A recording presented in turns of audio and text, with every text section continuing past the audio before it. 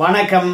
எட்டி டாக்ஸ்ல இன்னைக்கு என்ன பார்க்க போறேன்னு கேட்டீங்கன்னா, பராசக்தி படத்துக்கு தடை கேட்கும் இளைஞர் காங்கிரஸ் துணை தலைவர். ஏன்னா காங்கிரஸ் கட்சி தலைவர்களை அந்த படத்துல தெரிந்தே அவமதித்திருக்கின்றார்களாம். அதனால படத்துக்கு தடை வேண்டும் என்று காங்கிரஸ் ஆனது களத்துல இறங்கி இருக்கிறது. ஏற்கனவே திமுக காரங்க பராசக்தி படத்தை எடுத்துட்டு கண்ணீர் சிந்தி கொண்டு இருக்கின்றார்கள். ஏன்னா படம் ரிலீஸ் ஆகி 3 நாள் ஆகல, எல்லா தியேட்டரும் வெறிச்சோடி கிடக்கிறது. இப்படி வெறிச்சோடி கிடக்கிற இந்த தருணத்துல படத்துக்கு தடையும் வேணும்னு கேட்கிறாங்களே இந்த காங்கிரஸ் கட்சிக்காரங்க, இவனுங்களா மனிதனுங்களா அப்படின்னு சொல்லிவிட்டு திமுக காரங்க இன்னும் வெறியில் இருக்கிறாங்க. சரி, எதனால தடை கேட்கிறாங்க அப்படின்னு நாம தெரிந்து கொள்வதற்கு முன்பாக சில அடிப்படை விஷயங்களை நாம இங்க சொல்லணும்னு ஆசைப்படுறேங்க. ஏன்னா ஜனநாயகம் படத்துக்கு சென்சார் சர்டிபிகேட் கொடுக்காம நம்ம மோடி அவர்கள் தணிக்கைத்துறையை பயன்படுத்தி விஜய மிரட்டுறாரு.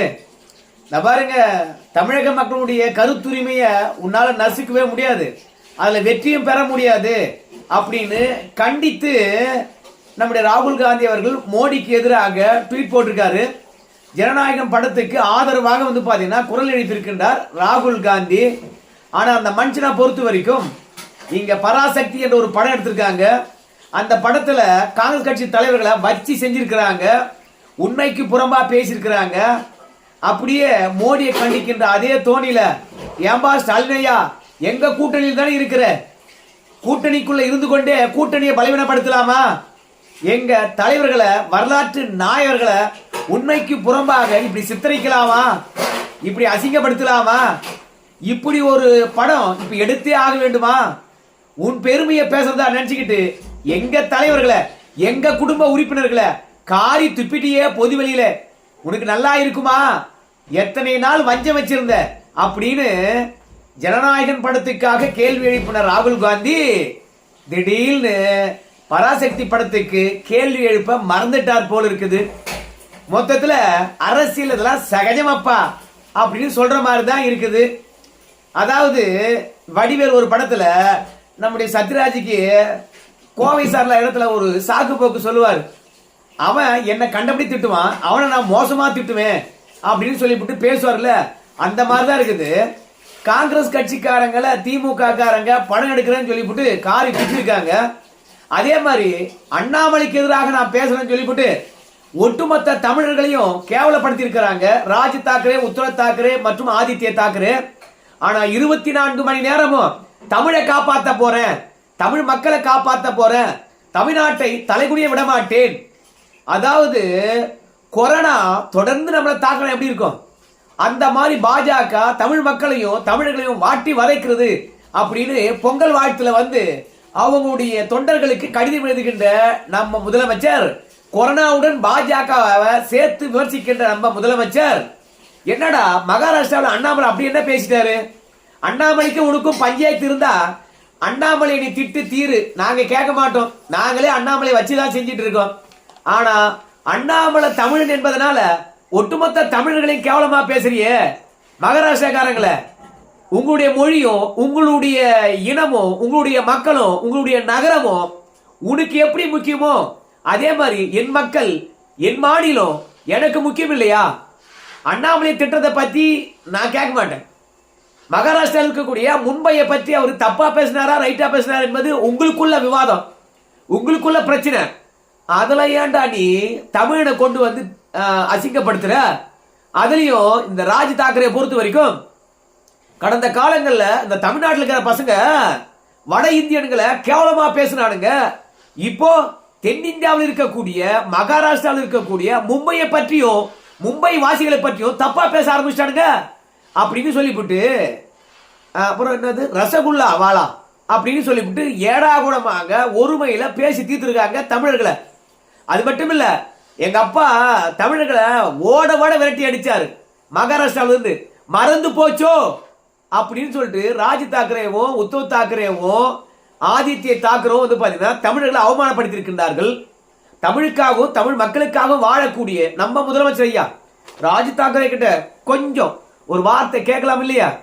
மொத்தத்துல இந்தியா கூட்டணியில் இருக்கிறவன் தமிழ் மக்களை எப்படி வேணாலும் அவமதிக்கலாம். அதை பற்றி நம்ம முதலமைச்சருக்கு கவலையே கிடையாது. இந்தியா கூட்டணியில் இருக்கிறவன் மேகதாது அணை கூட கட்டிக்கலாம். அதை பற்றி நம்ம முதலமைச்சருக்கு கவலையே கிடையாது. இந்தியா கூட்டணியில் இருக்கிறவன் பேபி அணையை வந்து பாத்தீங்கன்னா பலப்படுத்த கூடாது, அங்க இருக்கிற மரத்தை வெட்டக்கூடாது அப்படின்னா ஓகே, அவங்களே விட்டுருவாங்க. அதோட தென்காசி மக்களுடைய குடிநீர் தேவையை மொத்தமா பூர்த்தி செய்யக்கூடிய செண்பகத்தோப்பு அணைய கேரளாக்காரன் சீர்படுத்த விடாம பழமை அடைஞ்சு போச்சு, இடிக்க போறேன்னு சொல்லிவிட்டு இத்தனை ஆண்டு காலம் தண்ணி கொடுத்துட்டு இருந்த அணைய தண்ணி கொடுக்காம தடுத்து நிறுத்தி வச்சிருப்பான். இந்தியா கூட்டணியா? ஓகேங்கய்யா, ஓகேங்கய்யா, நீங்க தமிழர்களுக்கு எதிராக என்ன வேணுமானாலும் பண்ணுங்க, ஆனா போற போக்குல ஒன்னே ஒன்று மட்டும் நீங்க பேசி போயிடுங்க. பெரியார் வந்து வைக்கத்துல போராட்டம் பண்ணாரு, பெரியார் இல்ல அவ்வளவுதான் அப்படின்னு 2 வார்த்தை பெரியார் மட்டும் பேசி போடு, அது தமிழ்நாட்டு மக்களுக்கு சோறும் தண்ணியும் கொடுத்துரும் அப்படின்னு சொல்லிவிட்டு பெரியாரை பற்றி பேசுறதுக்காக 5 முறை கேரளாக்கு போயிட்டு வருவாரு. ஆனா அந்த செண்பகத்தோப்பு அணையை பற்றி அதே கேரளா முதலமைச்சர் பினராயி விஜயன் கிட்ட நம்ம முதலமைச்சர் பேச மாட்டார். அதனால மாமியார் உடைச்சா மண் குடம், மருமக உடைச்சா பொன் குடம் மாதிரி இந்த காங்கிரஸ் கூட்டணி இருக்கிறவன் தமிழை திட்டினா என்ன, தமிழுடைய உரிமையை பறிச்சா என்ன, வாய் மூண்டு சும்மா இருப்பாரு. ஆனா இப்ப காங்கிரஸ் கட்சிக்காரர்களுக்கு தமிழ்நாட்டில் இருக்கிறவங்களுக்கு வந்து பாத்தீங்கன்னா இந்த பராசக்தி படத்தின் மூலமாக கடந்த கால வரலாற்று நாயகர்களை தப்பா சித்தரித்து விட்டார்களா? எப்படி அந்த படத்தை விடலாம்? படக்குழுவர் மன்னிப்பு கேட்கணும், படக்குழுவினர் மன்னிப்பு கேட்கணும் அப்படின்னு வந்து இந்த காங்கிரஸ் கட்சியினுடைய இளைஞரணி துணைத் தலைவர் வந்து அருண் பாஸ்கர் திமுக எதிராக கொதித்து எழுந்திருக்கின்றார். அந்த படத்துல அப்படி என்ன தப்பா இருக்குது அப்படின்னு பார்க்கும்போது, முதல்ல 1965 போஸ்ட் ஆபீஸ்ல மணி ஆர்டர்ல இருந்து மத்த எல்லா விஷயங்களும் ஃபில் பண்றதா இருந்தா மொத்தமே இந்தியாக காங்கிரஸ் கட்சிக்காரங்க அன்றைய காலகட்டத்தில் மாத்திட்டாங்க அப்படின்னு படத்துல வருதான். அப்படி எங்குமே வந்து இந்தி பேசாத மாநிலங்கள்ல அப்படி ஒரு உத்தரவை காங்கிரஸ் ஆட்சி போடவே இல்லையா. ஆனா வரலாற்று உண்மையை பேசுறோம், வரலாற்று பின்னணியில் இருந்து நாங்க படத்தை எடுத்திருக்கிறோம் அப்படின்னு சொல்றவங்க ஒரு புனை கதைய, கற்பனை கதைய இனி வருகின்ற இளம் தலைவருக்கு தவறா சித்தரிக்கலாமா? அது கூட அந்த பராசக்தி படத்துல ஒரு பாட்டி அம்மா சொல்லும், நான் 8ஆம் வரைக்கும் படிச்சிருக்கேன் மாப்பிள்ள, ஆனா கடைசியில என்ன கை நாட்டா மாத்திட்டாங்க அப்படின்னு வந்து இந்தியனால எழுத முடியல என்ற விஷயத்த சூசகமா அந்த படத்துல வச்சிருப்பாங்க. தபால் நிலையங்கள்ல ஒட்டுமொத்தமாக இந்திய திணிச்சவங்க காங்கிரஸ் கட்சிக்காரங்க அப்படின்னு சொல்றாங்களாம். இன்னொரு காட்சி நடக்காத ஒரு விஷயத்த படத்துல கொண்டு வந்திருக்காங்களாம். என்னன்னு பார்க்கும்போது சிவகார்த்திகேயனும் இந்திரா காந்தி அவர்களும் வந்து, அதாவது இந்தி போராட்டத்தை தலைமை தாங்கி நடத்தக்கூடிய அன்றைய கால அரசியல் தலைவரும் இந்திரா காந்தியும் சந்திச்ச மாதிரி இந்த திரைப்படத்துல காட்டியிருக்காங்களாம். அதுல இந்திய எதிர்ப்புக்காக போராடக்கூடியவர் சிவகார்த்திகேயன், இந்திரா காந்தியை வந்து பாத்தீங்கன்னா வேற ஒரு நடிகை போட்டிருக்காங்க. அதனால இந்திரா காந்திய சிவகார்த்திகேயன் அவர்கள் சந்திக்கிற மாதிரி வச்சு சிவகார்த்திகேயன் போய் இந்திரா காந்தி கிட்ட பேசுகின்ற போது வில்லத்தனமாக பேசுற மாதிரியும் இரக்கமற்ற அறைக்கு போல பேசுற மாதிரியும் சித்தரித்திருக்கின்றார்களாம். இந்திரா காந்தி வீர பெண்மணி, இப்படி எல்லாம் பேசி பார்த்திருக்கலாம் நீங்க, கற்பனைனா கூட ஒரு அளவில்லையாட ராசா அப்படின்னு சொல்லிட்டு தேசிய தலைவர்களை, இப்படி வரலாற்று நாயகர்களை வருங்கால சந்ததியினருக்கு இப்படி தப்பா சித்தரிக்கலாமா? இன்னொரு விஷயத்தை சுட்டி காட்டார் அந்த படத்துல தப்பா இருக்கின்ற விஷயத்துல. பிப்ரவரி மாசம் 12ஆம் தேதி 1965 கோயம்புத்தூருக்கு இந்திரா காந்தி வந்த மாதிரியும், அங்க அவர் முன்பாகவே வந்து ரயிலை எரிச்ச மாதிரியும், அங்க சிவகார்த்திகேயன் போன்றவங்க எல்லாம் வந்து இந்தி எதிர்ப்புக்கு எதிராக கையெழுத்து வாங்கி அதை இந்திரா காந்தி கிட்ட கொடுத்த மாதிரியாகவும் ஒரு கற்பனைய அப்படியே செதற விட்டுருக்கின்றார்களாம். இதெல்லாம் எங்கேயாவது வரலாற்றில் நடந்ததா? அதே பிப்ரவரி 12ஆம் தேதி 1965 இந்திரா காந்தி அவர்கள் கோயம்புத்தூருக்கு வந்தாங்களா? வரலாற்று பின்னணியிலிருந்து படம் எடுக்கிறேன்னு சொல்லிவிட்டு எல்லாமே காங்கிரஸ் கட்சியுடைய உண்மையான தலைவர்கள் பெயரெல்லாம் வச்சுவிட்டு கடைசியில அவதூறா பரப்பி வச்சிருக்கீங்களே, மனசாட்சியே இல்லடா காங்கிரஸ் கட்சிக்காரங்களே, இதுக்கு எதிராக போராட்டம் பண்ண மாட்டீங்களாடா, இந்த படத்தை தடை செய்ய மாட்டீங்களாடா அப்படின்னு காங்கிரஸ் கட்சிக்காரங்களுக்கே வந்து காங்கிரஸ் கட்சியினுடைய இளைஞரணி துணைத் தலைவரே கேள்வி கேட்டிருக்கின்றார். காங்கிரஸ் கட்சிக்காரன் ஒரிஜினலா இருந்தா தானே, திமுக வந்து அடிமையாயிட்டானே, அவன் போய் எங்க காங்கிரஸ் கட்சியுடைய வரலாற்று நாயகர்களை தப்பா படம் எடுத்தா திமுக கிட்ட போய் எங்க கேட்க போறான்? அது மட்டும் இல்ல, இந்த திரைப்படத்துல தேவையே இல்லாம காமராஜர், இந்திரா காந்தி, லால் பகதூர் சாஸ்திரி இந்த புகைப்படங்களை அப்படியே காட்டுறாங்களாம். எடுத்திருப்பது புனைக்கதை. அது எதுக்காக வரலாற்று நாயகர்களையும் காங்கிரஸ் கட்சி தலைவர்களையும் எதுக்காக ஒரிஜினல் புகைப்படத்தை காட்டுறீங்க? எடுத்தது அத்தனையும் பொய். காங்கிரஸ் கட்சியுடைய முன்னாள் தலைவர்களை அவமதித்து பேசியிருக்கீங்க. அப்படி இருக்கும்போது எதற்காக இந்த மாதிரியான ஒரு விஷயங்கள்? எங்க தலைவர்கள் அந்த அளவுக்கு அரக்கத்தனமாக இருந்தாங்க. இந்திய திணிச்சாங்களா? நீ பாத்தியா? அப்படின்லாம் பாத்தீங்கன்னா இவர் கேட்டிருக்காரு.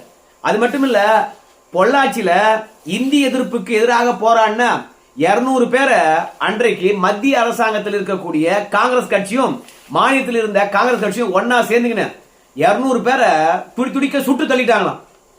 இது ஒரு மினி ஜாலியன் வாலாபாக் படுகொலை போல அந்த படத்துல காட்டுறாங்களாம். நான் பார்க்கல.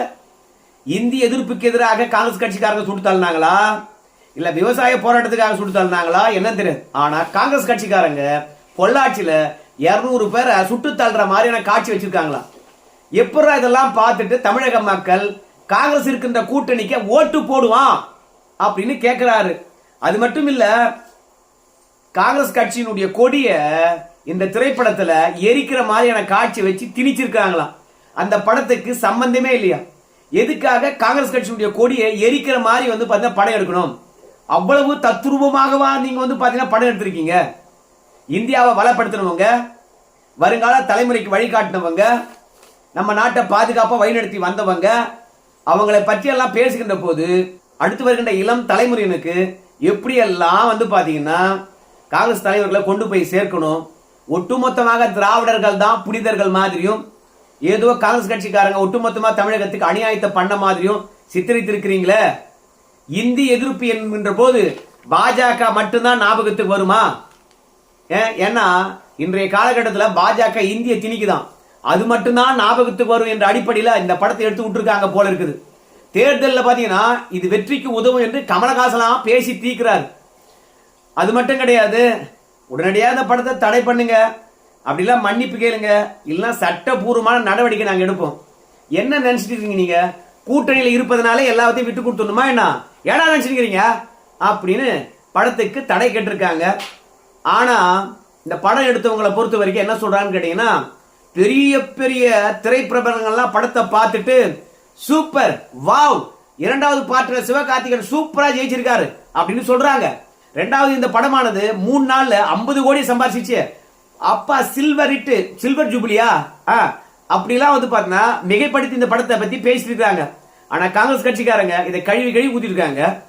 ஆனா உண்மையாகவே காங்கிரஸ் கட்சி மீது பற்று, காங்கிரஸ் தலைவர் மீது பற்று இருந்தா செல்வ பெருந்தகை தான் பாத்தீங்கன்னா கண்டித்து இருக்கணும். ஆனா அவரு தான் திமுகவுடைய மொத்த அடிமையாக காங்கிரஸ் கட்சியை திமுகவுடைய கிளைக்கழகமா மாத்திட்டாரு. அவர் எங்க இதெல்லாம் சொல்ல போறார். அதனால என்னை பொறுத்த வரைக்கும் காங்கிரஸ் பற்றின உண்மையான முகத்தை திமுக காரனே படம் எடுத்து விட்டுருக்காம, அந்த படத்தை பார்க்க சொல்லி ஃப்ரீ டிக்கெட் கொடுக்குறான் பார். உண்மையா ரோஸ் இருந்துச்சுன்னா காங்கிரஸ் கட்சிக்காரனுங்க இந்த கூட்டணியே வேணாடா, ஆட்சியில நம்முடைய ஆதரவு வேணும், வெற்றி பெறத்துக்கு நம்முடைய ஆதரவு வேணும். இப்படி எல்லா ஆதரவும் நம்மளுக்கு அவங்களுக்கு கொடுத்துக்கிட்டு இருக்கின்ற இந்த தருணத்துல கூட நம்மளை பத்தி இவ்வளவு கேவலமா பேசுறாருன்னா, நாளைக்கு நம்முடைய ஆதரவு இல்லைன்னா இந்த திமுக காரன் எந்த அளவுக்கு நம்மளை வச்சு செய்வான்? பாஜக கூட நம்மளை இந்த அளவுக்கு கேவலமா பேசல.